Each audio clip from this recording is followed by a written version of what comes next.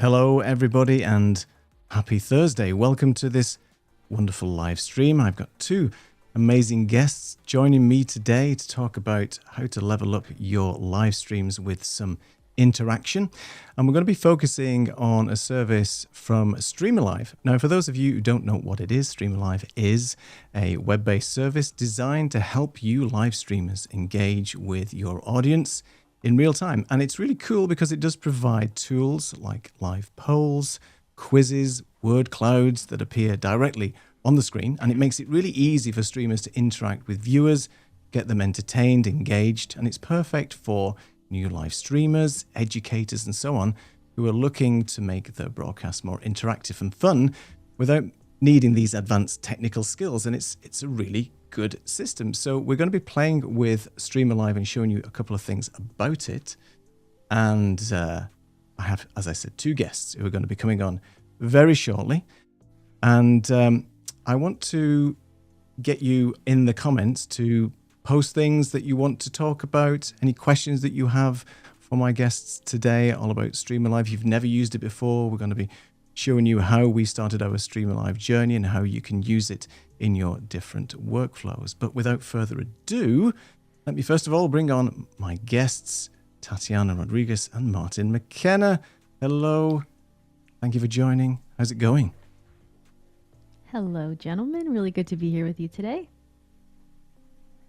Yeah, and welcome to sunny Edinburgh. Yes, sunny Edinburgh indeed. Now, is it? We need to have some sort of interaction on the bottom that shows us the temperature and the cloud formation in Edinburgh. But we won't go there with the temperatures today. It's been pretty crazy here in Portugal. Lots of forest fires to deal with, but we're getting some rain soon, so hopefully that will tease that away. So Streamalive. But before we go into that, I'd like to ask maybe Tatiana, for those people who haven't met you before, who are you and what do you do? Thank you so much, Neil. It's a pleasure to be here with you fellas today talking about this awesome tool. I am Tatiana Rodriguez. I am an adjunct professor, also known as a university lecturer at Rutgers University in New Jersey. I live in Pennsylvania, so I'm over on the East Coast of the United States. The classes that I teach are public speaking. I've taught lots of leadership classes, and I'm also now teaching a new social media course that I'm very excited about. So I love engagement. I love interaction. In fact, that's one of my teaching philosophies, is to use active learning strategies in the classroom. I also love technology and innovation. I'm also part of the Ecamm fam, rocking my new t-shirt. And I know you guys are in the Ecamm fam as well. So it's fun to be here. And in addition to teaching at the university, I have a platform called Tatiana Teaches, and my goal is to launch that and help other educators who also teach at the university level to teach more confidently, to not be afraid of the technology, to embrace active learning, and to create a fabulous experience for our students, because I believe that college does not have to be boring. It should be engaging and memorable, and we as educators have a lot of influence over that. Thanks a lot, Tatiana. Yes. A member of the Ecamm fam, and I know you've been using Ecamm for some time now, so it's great to see you here. And Martin, for those who don't know you, let's hear a little bit about you and what do you do. So, yeah, also an Ecamm fam member for a good couple of years now, 2.5 years probably. And I've really enjoyed playing about with the software and then trying to push it to its limits and try to do things a little bit differently from maybe some other people. And nowadays I find myself designing overlays and profiles and things like that for people to use on their shows, just to brighten them up a bit and make things look a little different and a bit exciting. And things don't always work out correctly, so we'll see what happens a bit later on the show when I try pushing Streamalive a little bit further, along with a whole bunch of the Ecamm features. Looking forward to that. And we have a few people in the chat as well, so let me just say a couple of hellos. First of all, let's say hello to Saeed.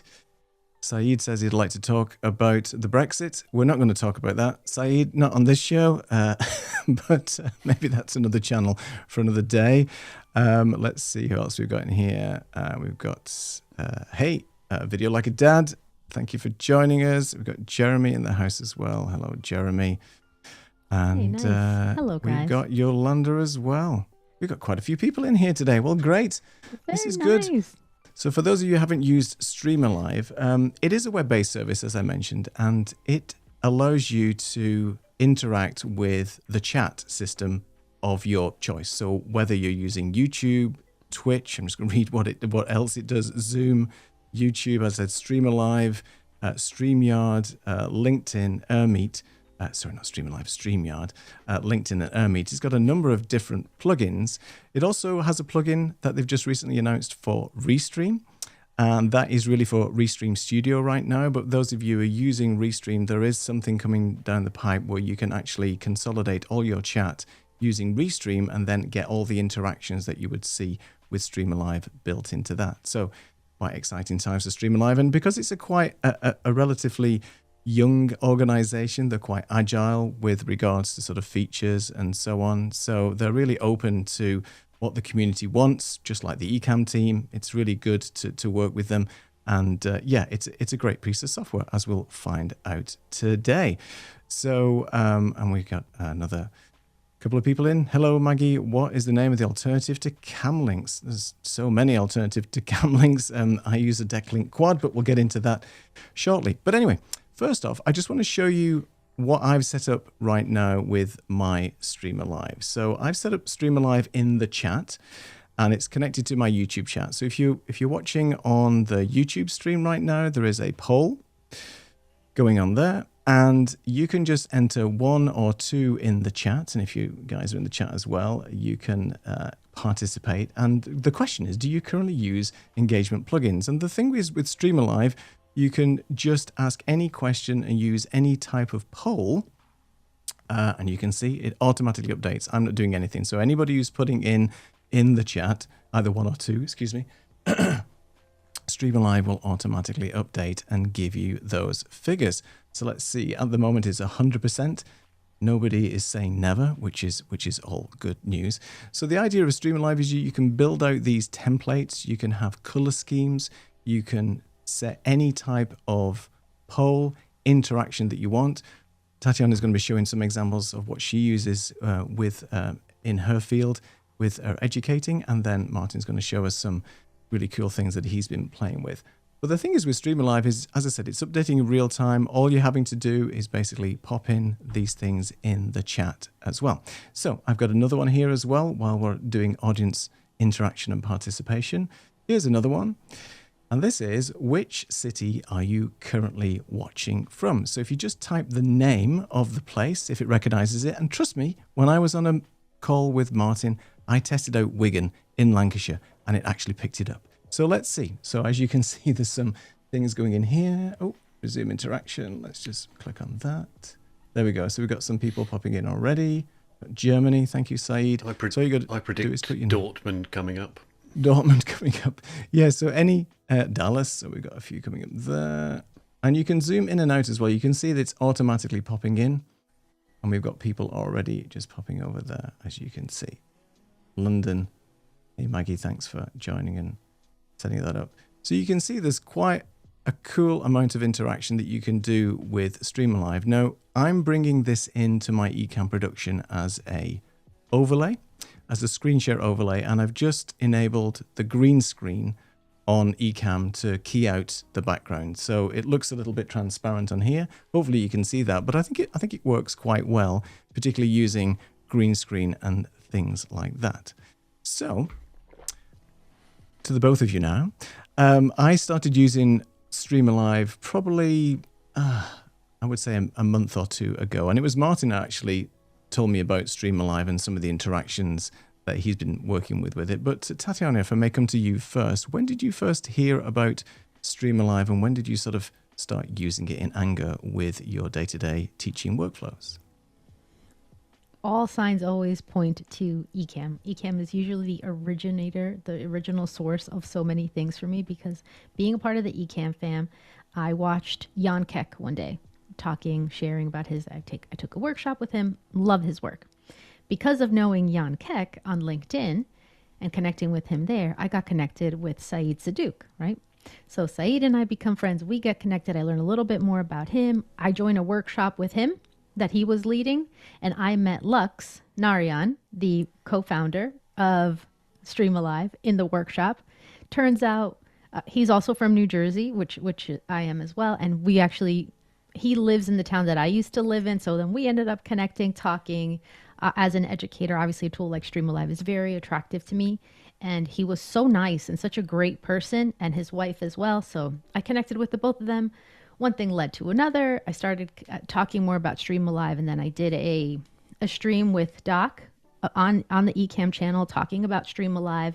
Then I started noticing that some other really awesome people were also talking about Streamalive, such as Martin, and then you had your previous show, Neil, talking about it as well. So I caught that replay, and now I use it in my classes. And I know you mentioned the list that all the online platforms that Streamalive works with, but I want to add that it also works when you do in-person events as an application. So it works in your online virtual environments as well as in your in-person environments. That's interesting to know. So it's not just limited to the plugins that it's available now, because you can just add that as a link, I guess, to your sort of in-person meets and so on, and then you can use it that way. And it's cool that you met up with Lux, and then you saw that Saeed and so on was using it. And I think that's the thing with these tools. A lot of it is word of mouth. Sometimes these tools go unnoticed unless you see somebody else using them. You go, hey, how are you doing that type of interaction? I mean, that's really cool. Saeed did actually say that another great way of using Streamalive is obviously just connecting people, and that is cool. It is a great way of bringing everybody together and getting this audience participation. I think chat is good in terms of getting questions asked and so on, but I think if you can visually represent some of those answers so everybody in the chat can see that, I think that's just a great way of getting people sort of integrated and connected. And Dick said that, Tatiana, thank you for introducing Streamalive to me, which is cool. And that's it, right? It's this word of mouth thing. We're just all sharing the love. Exactly. So tell me, how and what do you use Streamalive in your configuration right now? I think you've got a couple of examples. So as an educator, obviously there's many things that you can use Streamalive for, but show us what you currently use it for, and maybe give us a couple of examples, because that would be cool. And then we can go into some of the reporting facilities after. Certainly. And I know we're not going into tutorial mode exactly, but I just wanted to show you a couple of key things about this tool. So the first is that you have to understand that you're building presentations and that you also have sessions, and they're two different elements. So your presentations are almost like slide decks, these online engagement slides that you can put together, and they have so many different kinds of engagement tools. So the first thing is to build the presentation. So for example, I built one recently for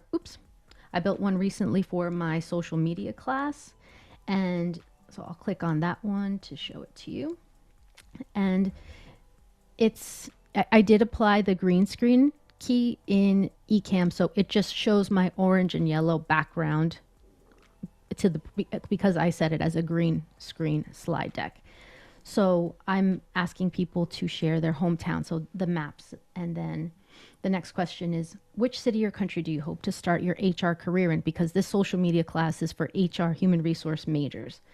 So you can use maps in lots of ways. Of course, the first one we all think of is, where are you located? But we can also ask people to imagine lots of different possibilities. So you have your menu, your control. I want to point out too that when you build, so let's just go back out here. Let's say you're going to build a new presentation. When you start to create one, you can actually create a presentation with AI. So you're short on time. If you have your own questions ready to go, you can start with a blank, but you can also click create with AI. And I have found it to be quite intelligent at building questions that are relevant. So Neil, give me a topic that you would want to put together on your channel. Something that would be relevant to you. Let's say, what microphone manufacturer do you use for your streams? I don't know. So let's go microphones for live streams. Okay. We'll pop that in, and we can also specify the audience for adults. Like for me, I always pick college students when I'm doing my courses, but it can be employees, marketers. You can pick, so let's just say we're going to go with adults, so kind of a general one. So you select your audience, put in your topic, and then you get your questions. Which city or country did you buy your first microphone in? In one word, what is the most important feature you look for in a microphone? In a sentence or two, what specific features do you prioritize most selecting a microphone for live streaming? I think the AI tool is pretty good, especially gives you lots of things you maybe had not thought of previously to use as tools, and it gives you a nice mix of all their different tools. So you can choose to, when you choose, you can choose to add all of them, you can choose to add some of them. You can select all in one shot, create your slide deck. So it will, and then you can also edit the slides, choose a theme, you can design them. So I know we're not going to go into tutorial mode exactly, but I did want to show this quick launch AI feature that I find very helpful. And then you can add or delete, modify to your liking as you go about them. But the other cool thing I wanted to share is once this is all said and done and you've launched this, you've shared it with your class or your audience or your team, there are also reporting features. So let's go back to the main screen, and there's this reports. And so for example, my class that I ran the session in yesterday, it gives me reports and results of all the different interactions, plus shareable images, which I think is helpful for sending it out as summary reports to the class or even posting it online as social media. I'll share this one. So I asked my class, what's their confidence level for their upcoming social media post projects? How are they feeling about this?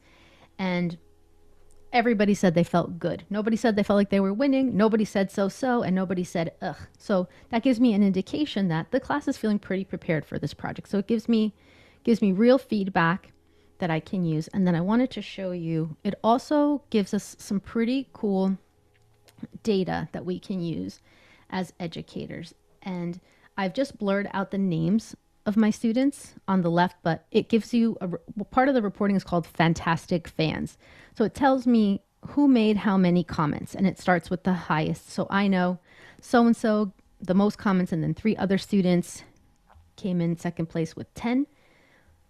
I would like to recognize those people next class, right? I'm not going to shout out the ones that didn't comment, but I want to acknowledge the ones that did. Hey, next class, by the way, tallied up the comments from my reporting, and I want to say congratulations and thank you to these 4 students for offering the most content in the comments last week. And I think that that's a nice point of recognition for people. And it also encourages the positive behavior of continuing to comment when we do activities and encourages the discussion. So I want to pass the torch on so that Martin can share a bit as well, because I know it's so exciting, the stuff that he has prepared for us. But that's just a little glimmer into how I'm using it in my classrooms. Fantastic. Thank you for sharing. One of the questions I wanted to ask you is that there is a base level plan for Streamalive that's free, and it gives you X amount of interactions. You can still create as many templates and presentations as you want, but it's just limited to how many people can interact over a particular period of time and so on. Can I ask, what plan do you specifically use? Are you on the free plan, or are you using a paid for plan for your work? I started with the pay plan, and now I have the upgraded plan. I started with the free plan, and now I have the upgraded plan. And but the free plan for somebody like myself and my classes would have been enough because the participant limit is 30. So I still encourage educators, even if the budget is low or your university is not going to pay for it, if you have a small class, 30 students or less, you can still use this tool because the free version allows up to 30 participants in the chat. So I think it's really awesome. And this to me was the unique selling factor that Streamalive offers that other platforms don't. If you imagine being a university student, you're probably working on one laptop. I don't imagine most university students are like us and have 3 screens, multiple iPads, all of the gear, all of the tech. I know some people do, but I know most people do not. And so they're working off of one laptop, one screen. Asking them to go to use another tool on a different screen isn't as efficient as staying inside, if it's a Zoom call, staying inside Zoom, entering the comments in the chat. So for me, it's also about what can I do within my control to make the experience for my students as best as possible, and not having them frequently go to open up other applications and have to take their eyes away from the main meeting. I think that that's a really great experience I can offer them. And that was the difference for me between Streamalive and many other wonderful interaction tools that I also think are strong and have powerful benefits to them. But that was the big difference for me, is being able to, now in my online content creation, I hope to have more than 30 participants. So the next level plan is more appropriate for those environments. But if you've got 30 or less, then it works. It works for you in your classes. Yeah, no, absolutely. And I think it's a great entry point for anybody who wants to get more interactive with their students, with their audience.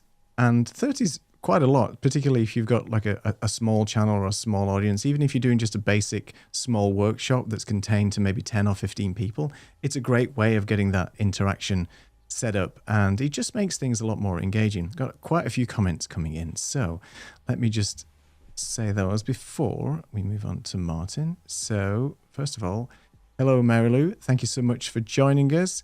It's really nice to see you here, and it actually does look very cool. And we're only just touching the surface of the capabilities here of a Streamalive. And if you're interested in a tutorial about it, then I'm sure my esteemed guests here will join me again for a full-on 6-hour tutorial on Streamalive. The thing is, it's so easy, as you've just seen Tatiana just put a little question into the AI, and the slides are already built already for you. Now you can tweak and change, put it on brand, put it to your color scheme, whatever you want, and make it your own.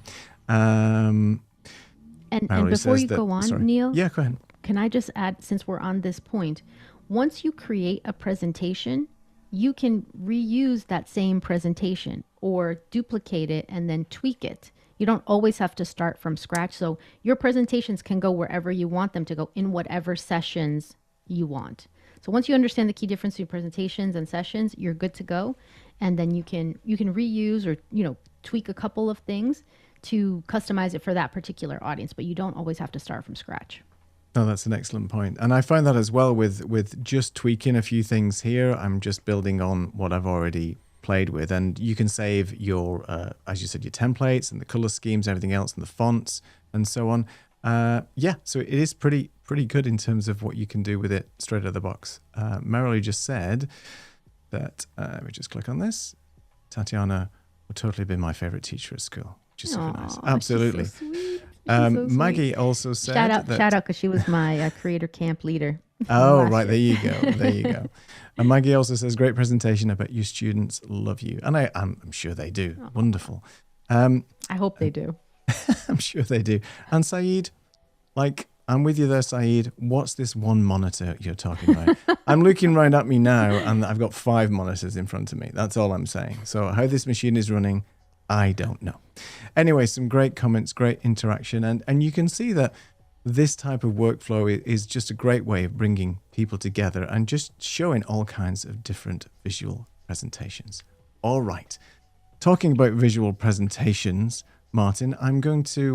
do you want me to switch over to this other scene first of all while you get yourself ready? Martin is going to... Yeah, I'll give you a thumbs up in the Zoom window. All right, no worries. While I go and change Martin's going to get himself sorted in true Lady Gaga style. He's not actually changing outfit, but he is actually just getting himself ready with his I'm very excited. Wireless microphone. I'm very excited to for show Martin's section. And Martin creates some amazing profiles and overlays for Ecamm. And as you can see, the profile I'm using today is a sort of a hybrid of what Martin created originally, and I've just added a few things. But it just looks so cool and so professional. And as I mentioned before, Martin has these available on his store. I'll put some links in the description, and I'll bring those links up as well before we leave for both of you. I did put them up just in case. Yes, Tatiana, go ahead. When I think of Martin, I think of him as a creative tinkerer.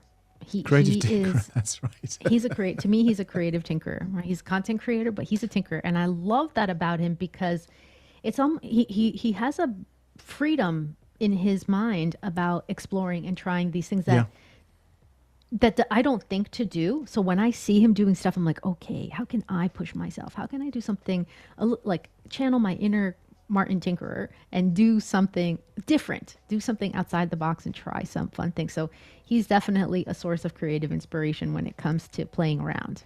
Absolutely, definitely for pushing the boundaries. So Martin is ready at the other room. And Martin, I'm going to go over to you. Hello, Martin, from wherever land you're in. Hello. I'm very tiny over here. Hopefully you can hear me on this microphone. Yeah, we can hear you Swap fine. Go ahead. microphones. I need to remember to swap them back again. Shouldn't have put in wireless headphones because I can see they're at 30% at the moment, which means I'm continuously looking over to find out what's going on. But through the power of Ecamm, or OBS if you're in Dortmund, then we could do something like this with our background and have a nice little, I don't know, a scenario going on where we bring in our presentation slides like this. And I've got this one on a slight perspective because you can do that on Ecamm. I've also added in a couple of shapes over the top of this with special gradients and shadows on to give it a little bit of a 3D lift to it as well. I've then taken the green screen element, which Neil was showing there in the background, and I've applied it to where it says options 1, 2 and 3. But what I have done is put a gradient behind that on my camera in Ecamm, because rather than bring this in as a screen share overlay, I've decided to bring it in as a camera overlay from my iPad. So this is my iPad, which I've got almost invisibly sitting next to me here, which will probably wobble if I try and touch it. But it's just a different way to bring things in. And what it means is I've got all of the camera controls now that I can apply to the actual Streamalive presentation. So if I wanted to change that to sepia tone, I could do that. So not particularly useful. However, I have found that when I apply LUTs to things and adjust the LUTs and then adjust the green screen capability within the camera, because you can do that infinitely with a camera, you can't do with other ways of just turning it on or off. So if this was generally a screen share overlay, it would just be green screen on or off. Because it's a camera, I can tweak that up and down, and what that means is I can get my text to look way sharper by utilizing the Streamalize functionality in this manner. So it comes over really nicely. And I can play about with all sorts of things in the background if I want to do that as well. So I should be able to here. I'm on a, Tatiana mentioned earlier on that you can have different Streamalive ways of presenting. So Neil is coming in through YouTube with the questions. We could, or most commonly I come in through Zoom, but at the moment I'm just using a standalone presenter mode for Streamalive, and I've got my own session going on here. So on my phone, I can type in a number on my phone and it will come through on the Streamalive session directly. So that's how quickly it is, a second or two, and you can see on my phone, if I now type in a 4 on my phone as well, then we should get the bottom gradient popping in also on the screen for me. So it's as simple as that to bring things in. But what I wanted to do was make this more like a presentation that I might give in terms of things appearing and disappearing. So the way I want to do that is I'm going to make that slide disappear now, hopefully, gradually make it disappear for me now. Fabulous. And what I'm going to do here is actually move forward a slide on my deck for Streamalive, which you can't see. But now I'm going to bring that slide back in again. So suddenly I've got a nice looking flow to my stream show. Look at that. And what I can also do here now on my iPad is I can come and zoom in to wherever I want and have a look at where my guests are, and their names are going to jump up on the screen for me as well. And I can have something fancy going on in the background, like a load of fish in the sea, if you really want to have fish in the sea behind you. I know, I'm just mind blown. Okay, over so that's it. I'll just let you finish the stream, Martin. I'm just going to have a cup of tea now. This is fantastic. Right. You can go home now. Right. Can you get one for me too, And Neil, Neil. please? Yeah, Thank sure. you. Neil, from your end, Neil, you get the opportunity to join in now, and you can press the comments overlay and bring that up if you don't mind. Comments overlay. Okay. You mean just the standard comments overlay? The standard comments overlay that I gave you just before we came on. Oh, okay. Where did that go? It may have disappeared. Hang on. Oh, here it is. Hang on. There we go. There's the comments overlay. So there we go. So Neil has controlled that from his end and brought in the YouTube comment or whatever it was going to be. So you can combine these things together and have this looking really, really different. And what I did find is if I move between scenes just using Streamalive, it comes over a little jerky. It sort of goes through a white transition and then goes to the next thing.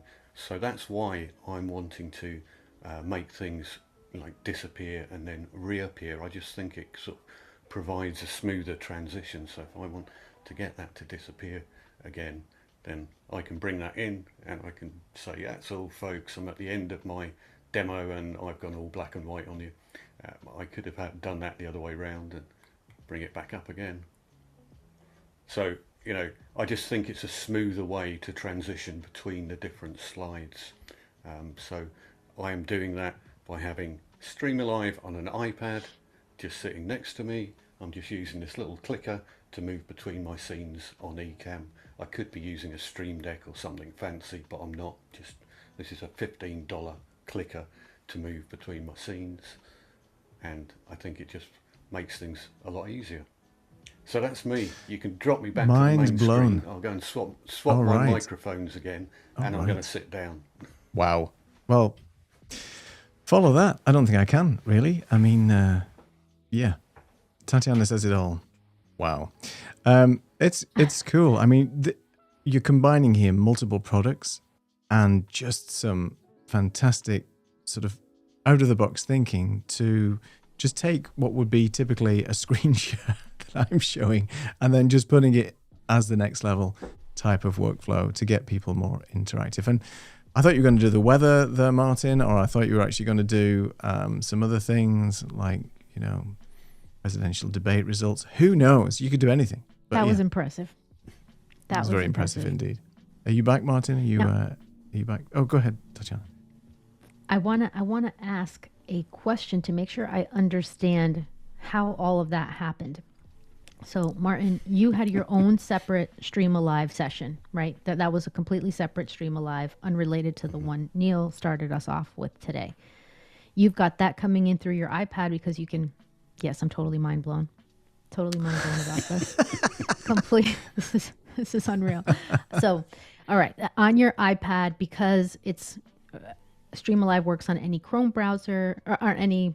I assume it works on Chrome and possibly others. I've actually only ever tried it in Chrome, but your web browser, you've got it running through your iPad, and that's how you were projecting it. And then you've got green screen, right? That was green screen in your home studio. But then Neil's comment coming up is because Neil's bringing in your entire scene through Ecamm for Zoom integration. That's right. As a separate camera. Yeah. Did I get that right?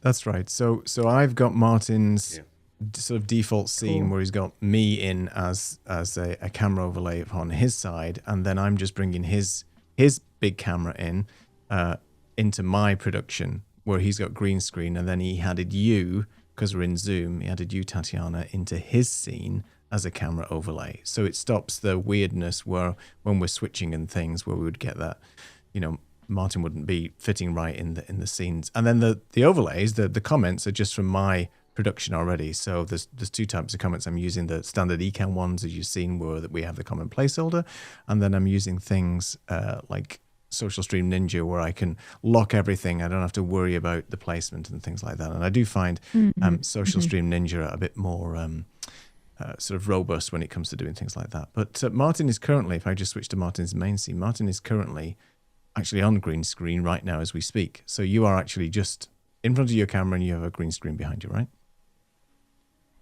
That's correct. And there it is. Look at that. Look at that. Okay. All right, looking good. It's a nice virtual background. Yeah, I mean, And this is just with the cheapest of cheap. This is the Osbot Tiny Light camera. So this camera is $170, and I think it's on special in a couple of weeks' time as well. So this is not an expensive camera. There are not millions of lights going on.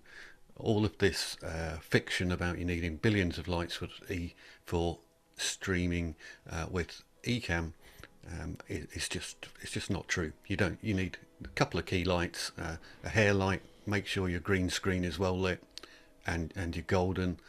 And then it's about playing about with what's in the background, and you see the background slightly blurred, and I've got a bit of movement going on, and that's just a little video running in the background of what is normally my backdrop in the office. So that's how that's done, but there's nothing particularly clever going on. It's just a lot of people do it really badly. So yeah, that's the thing, right? When Go ahead, Tatiana. when I use green screen, which for some of my classes where I want to create just a different feel, so a couple of classes in the semester, I'll put up a green screen behind me, but I do find several pockets that are dark, and I am using several lights to make up for that. There's always these two little dark corners here that I get that little crackling with. I forget what the technical term is for it, but it's like that movement of dark it's not lit well in comparison, and then I sometimes get like green rim around my hair because the screen itself has to be pretty close to me. So I think it does take some finagling, but perhaps the camera quite helps too. Perhaps the newer cameras offer an advantage over older cameras when it comes to these, Martin, because you're using that one's a pretty new camera, right? So that probably is helping you. yeah, I suspect that that's the case as well, because at the end of the day, it's about ones and zeros. So if the camera is sending a good set of ones and zeros to Ecamm, then Ecamm will interpret them correctly. If it's sending a load of garbage, then Ecamm is going to create the Garbage in, best it garbage can. out. But exactly that. So But it does cool. make for a bit of fun when it comes to presentations anyway. So. Yes. And then, of course, because I myself would like to do that, but what would happen, of course, when I step away from my microphone, I would have to have a mobile mic solution to be able to do that. And as you showed us today, you switched to a mobile mic so that you can move about the cabin and still be heard, no problem, to be able to do it from back there, which adds a lot of visual interest, right? Especially because it's pretty different and not a ton of people do that often because it requires a lot of technology to make it happen properly. Yeah, one of the things I found with, Yeah. with Martin's green screen, is that it's super clean, right? I mean, if you look at this, I mean, and Martin has done a couple of videos on how to get the best out of a green screen without, as he said, going to the nth degree of lighting, and that's what I find. And I think the newer cameras are going to help, but if you're intentional with how you want this set up and making sure that, again, just like normal lighting in any studio, start with nothing and turn a couple of lights on and start playing around with it. But yeah, Martin, go ahead. Sorry, you were about to say something as well. No, it just took me a little bit of playing about with Streamalive, but what I particularly like about it was a couple of things Tatiana had mentioned earlier. One was I was using Slido before because it's business meetings, and I found it very good, but you would always have to ask somebody to go grab their phone and enter a code or scan a QR code and go somewhere else. And so the key difference was exactly the same for me, was you can directly within Zoom just ask people to type into the comments, and their mind is generally blown that they can do that. And Streamalive does react very, very quickly. It's not like it has the 20-30 second delay that YouTube sometimes has. So the stuff goes straight in there very, very quickly. There's all sorts of different polls that it can do, but the ones which I think a lot of people quite like are, there's a spinning wheel type of thing that zooms round and then chooses somebody from the spinning wheel. The difference there is with other packages you have to go cut and paste stuff into the spinning wheel, and Streamalive just picks up the name of all your attendees, drops them into that spinning wheel. You can even exclude a few people if you've got moderators or something like that in there, and they'll be excluded from your prize draw or whatever it is that you're running. So that's a cool one. It's got all of these floating name word clouds and other ability to put in sentences that drift up and down the screen. So there's a lot of different formats that you can have for your data. But also on the reporting side of things, one of the things that I think Eden Lou jumped on was the fact that, you can look at all the Q&A afterwards, because the product automatically sends you a report. You don't actually have to go in and get a report. It will just automatically send you one. It will send you a bunch of screen grabs as well, so that you can drop those straight out into social media without having to go back and look at your stream. But you can also, if you've got a particular popular stream, I've never been in this situation where I've got hundreds of questions at the end that I've not managed to get to. But if you are, then the product will let you go down those questions in a long list and make sure that you've answered them all. So she immediately said, oh my God, I've got somebody who I employ specifically to go through my streams, to take screenshots and to go through all the Q&A. And I said, you're writing the resignation letter, are you now? You've been replaced by AI or Streamalive, I'm afraid. Go bye. So lots of hidden benefits, I think. Yes, Tatiana, go ahead. It also, along that same lines, it also creates a slide full of any links that were shared. So, for example, in one of my sessions last month where I was, by the way, everybody's invited to this. It's a free session. If you want to help yourself get some work done, it's a free co-working session called Post It, for those of us that need help to post things, get the content going. So everybody who was willing to shared their LinkedIn profiles. Then I could forward that to the people that were there. And it's a pretty nice thing where it picks up links. So any links shared in the chat, it detects it, it kind of categorizes things, right? The tools within categorize. And that I find a helpful thing to do, especially as an educator. You're trying to get everything together and organize. Streamalive with the reporting features helps you organize that, in addition to creating some images and offering you can also download the data as a Excel file or a CSV file if you need to do something more with that data, where you can take that, perhaps if you're a content creator, questions that were asked there, you can take that and turn it into future content. So I think that there's lots of clever and creative ways to track this. And as you mentioned, Neil, they're very open to suggestions. For example, with the winning wheel, or I would love to hear like a nice fun sound at the end when the winner is announced and have that kind of stand out visually. And I know that that's something that they're willing to consider, willing to think about, which I appreciate. Indeed. We got a ton of comments as well. I'm trying to keep up. So Jeremy said, pro tip, let me just see if I can get all this on here, is that, take a picture of your studio in Ecamm, then use your image background as a layer, because you'll always be in the studio then, no matter what time of day it is. Well, if you're in a studio like me, there's no windows. I have no idea what time of day it is. I could be here all day. I feel like I'm in a casino because, there's no clocks. There's nothing. There is some oxygen being pumped in, maybe.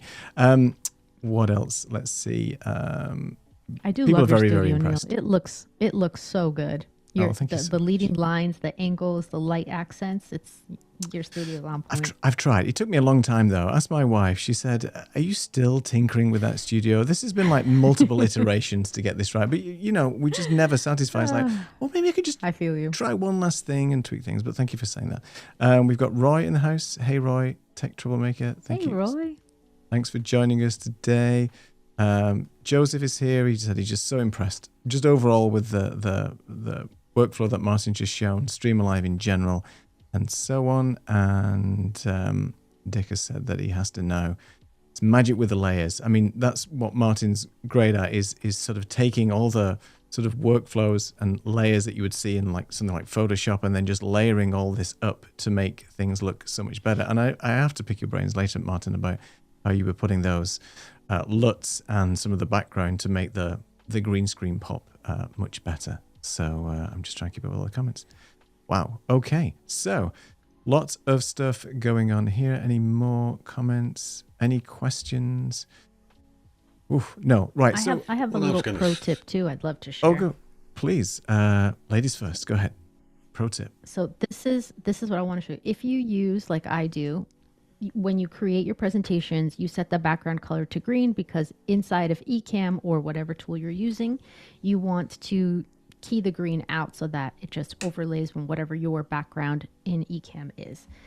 I want to just remind you guys not to make the mistake that I made like this. So if you look in the middle of the middle square, this was one of the slides that I showed, and there's not a lot of contrast. My background being orange and yellow, and then some of those colors. So you just want to be conscious that you're not going to lose certain things in there. I mean, to me, it just doesn't look as nice. So I would need to go in and I have to double check if I have permissions. Like that blue, barely shows. The green, there's something here that says the opportunity that definitely is not going to show.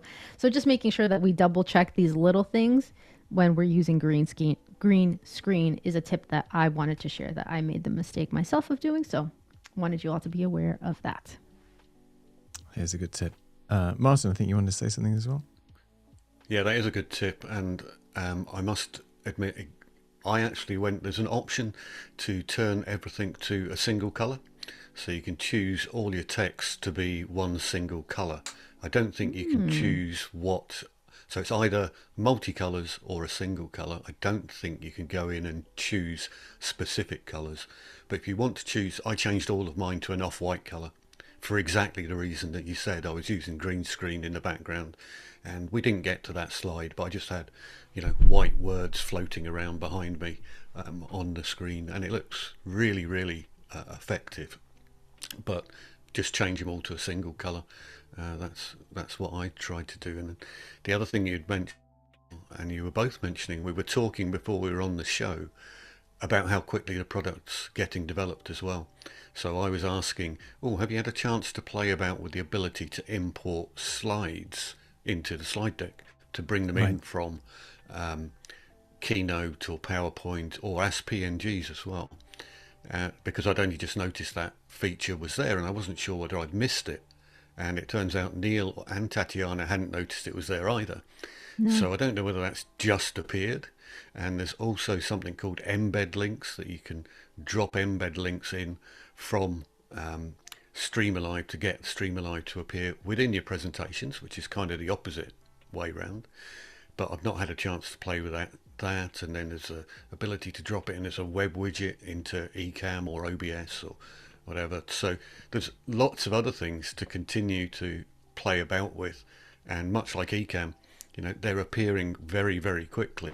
And I also spoke to Lux and the guys about maybe getting a square format for the whole thing, so that potentially we could use it with vertical video, because the landscape version of a quiz or a question doesn't work on vertical video. It becomes really, really tiny. Good point. But if it was square, then it would actually work, and we could end up, streaming. We can already stream to vertical, but we could even do Zoom calls to vertical as well, and then stream those out.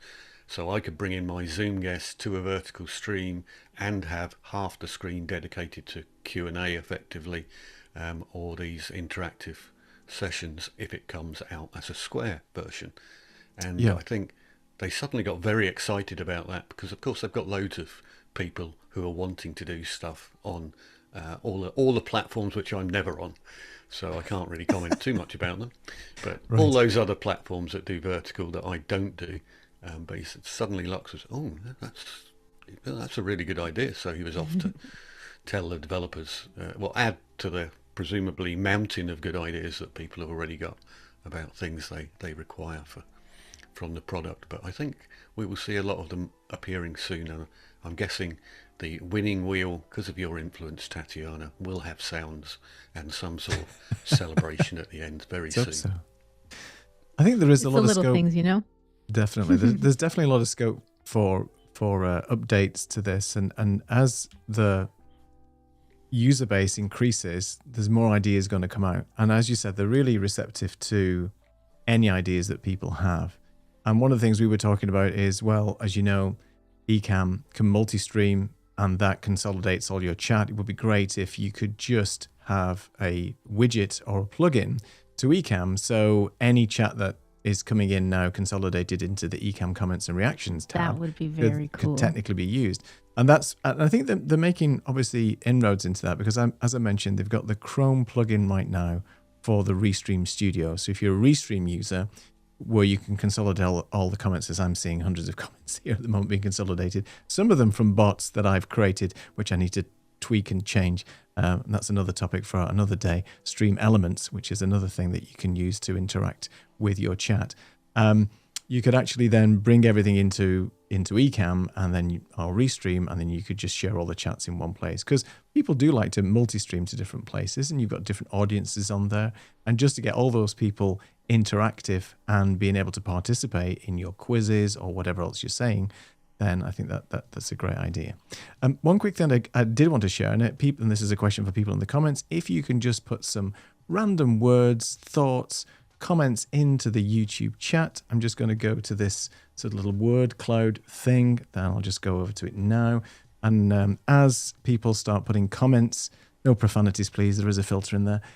If you want to put some comments in the chat, then you'll see your little interactive comments come up there.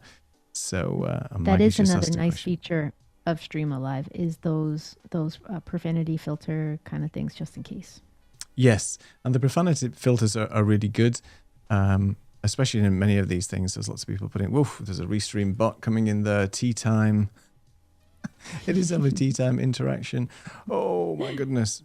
There's lots of, you can see, and you can tweak this to make it sort of zoom in a little bit slower so you can read. John's here, Creator Camp 2024. So you can see how it sort of builds some fun and excitement instead of having just a streaming lot of chat messages, which I know a lot of people in the streaming and gaming community do as well. But there are sort of so many uses for this.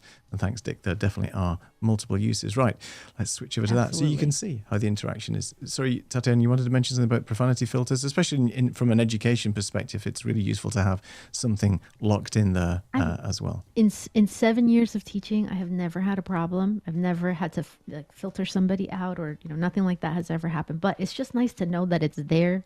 Yes. Just in case. Yeah, well, it's just nice to know that it's there. I mean, my students are obviously with me the whole semester, so it's like I know who they are.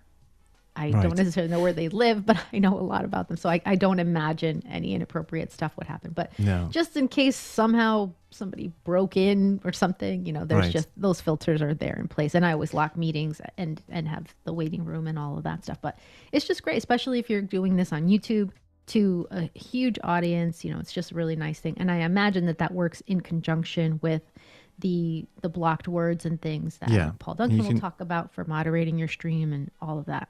Tons of stuff. Jeremy says that profanity filter is good when Saeed is in the chat. I can't comment on that. Saeed has been so kind and wonderful in the chat. I think it's Jeremy.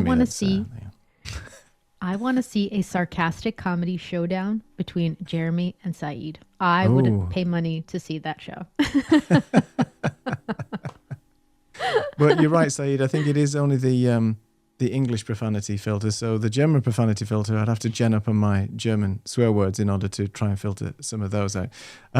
So we've done a number now on Joseph. He's basically said he has to go and redesign his entire studio now based on what we've been playing with. So oh no, Joseph. One thing at a time. But be inspired. Definitely be inspired by Martin. Definitely. Well, there's one other thing that I haven't played with yet that I think is pretty new, like very recently. I don't even know exactly when, but I want to say that there's now a web browser.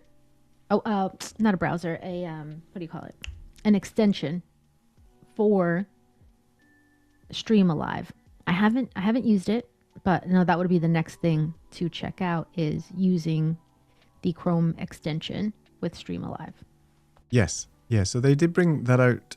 Was it last week? And then they included the Restream one in there as well. So I think it's available for the supported platforms.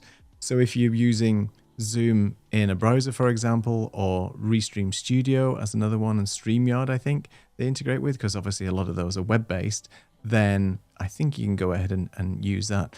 I'm obviously I'm not sure if you can use Chrome extensions in a Chrome browser that's running on your iPad, but you, as Martin's demonstrated today, just a standard Chrome browser and just using it that way is more than adequate, specifically if you're using it on an iPad, because then you can get fancy with those workflows. I was going to ask you, both of you, just a quick question about controls. Now, obviously in Streamalive, there are on-screen controls that you have to navigate through, either advancing next slide and so on. Have you found a way to do that without having to use the interaction, or is there a Stream Deck plugin? Because that would be very useful. Is there a clicker? Is there something that you can use to advance those slides on Streamalive that you don't need to actually go in and click on the button in the web-based tool? That is an excellent question. And I have only used the navigation within the browser. And that's another tip I did want to mention. So let me just backtrack for one sec.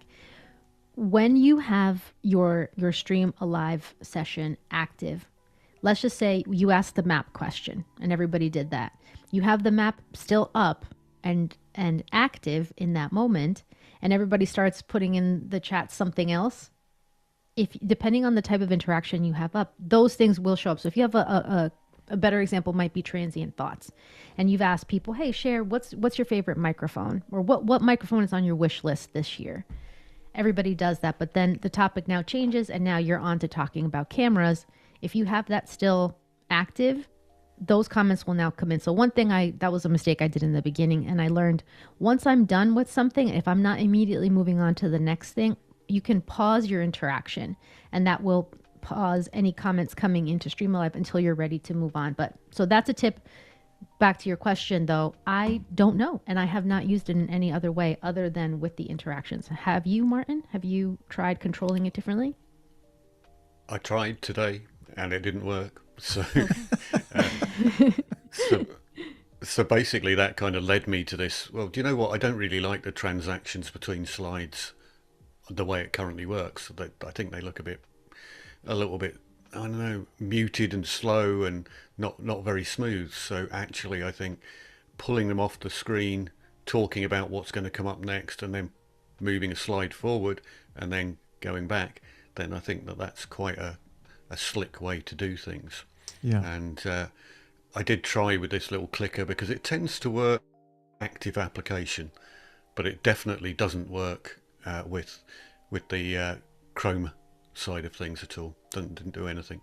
So a Stream Deck plugin would be very, very useful. Yeah, definitely. Yeah, the other thing on my wish list is, for example, I've created everything. I'm ready to go. I want to test it out. They do have a preview mode, but I can't get preview mode in full screen.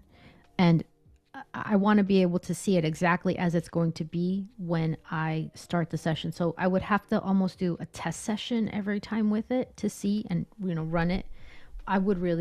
This would be my suggestion to the Streamalive team is, can we have a fully simulated preview so that I can see it without having to go into the Zoom meeting and connect everything, so I can just make sure everything in Ecamm is going to align properly and look nicely when I'm ready to go. Yeah, no, I agree. I think Martin's lost his headphones, so we'll just he's brought some back in. 30%. Going back How long did that take? Into wired. 30%, that's not bad. 30% for 35 minutes. We do have a couple of questions though, so while we're here, let's try and answer a couple of questions. First question is, are there any technical advisories about the best web browser to use?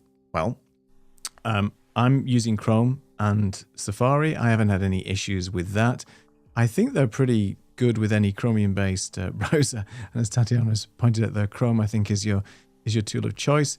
But I think it works fine with Safari. I've tested it with that. But back to your point about the preview. Good to know, Neil. Yeah, but the preview, I think it is a little bit painful because I just testing this out to make sure the green screen fits exactly and so on. When we do the preview, I don't want the sort of simulated comments at the side. If we could just get rid of those, then at least you could see everything in the full screen. Let me just try and find some more questions. Because the only way I know of to do that is to actually run a session. Bring the Streamalive bot in. That's what I do. I would actually have to do it. And just test it. We've answered this question already. Not at the moment, Dick. There is no Streamalive functions for Stream Deck, but that would be an excellent sort of workflow for them to play with. That really would be. That really would be, Dick. Thank you. Yeah, that's a great. I wonder if it's in the works. I'll have to find out. in live presentations, I use a magnifier like Tatiana uses. Is it possible to use it in Streamalive? Well, if you're doing a stream, if you're doing a overlay, if you're doing that in OBS, or if you're doing it in Ecamm, for example, the screen share overlay, as long as you're doing a portion of your screen share and not actually sharing a web widget, then you can use a magnifier over the stream that you're actually, the web component that you're actually sharing. So yeah, that would work fine. I don't know about magnifier. I think I did it earlier. I think you did. I Yeah, you did did earlier. Yeah, when I was trying to hone in on a particular thing, I just used the app that I use is called Cursor Pro. I know that a lot of people use Pro Mouse as well. Yeah. But it was, I just hold down my function key and zoom in. And I actually wish I had a much bigger magnifier that I could zoom in on a larger area rather than a circle. But right. To some degree, you can do that. If you bring things in as a camera, you can use zoom and pan in Ecamm. Right, you can, yeah, exactly. You can literally, because I did have that going, but I didn't really find it particularly useful. I mean, it was quite good for zooming in on the map, but when you zoom in on, for instance, a word cloud, yes, it got much bigger, but I didn't find it overly useful. But if you've got a use case for it, then literally you could set up one scene with the camera as normal and the next scene with the camera zoomed in and panned to a particular area if you know what area you're going to want to zoom in, or you can do it manually. Right. Yeah, that's a good point. A couple of questions coming in. I think, Jeremy, thank you for answering already. Joseph was asking about what are you using, Tatiana, to write on your screen, and it's Video Pencil. We love it. And if you go to squares.tv, Joseph, then you can find that it's an app that runs on your iPad, connects directly to Ecamm as a camera overlay, and we can talk about it when we next have a chat. But yeah, it's a great plugin. I can just show you. I can see right here on the iPad. You're obviously going to see an infinity there, but I can see where I'm writing on the screen, which was the selling point for me on Video Pencil compared to just using Keynote with green background slides and just writing over it. So definitely, I would recommend Video Pencil. It just makes it a lot easier to know what you're doing.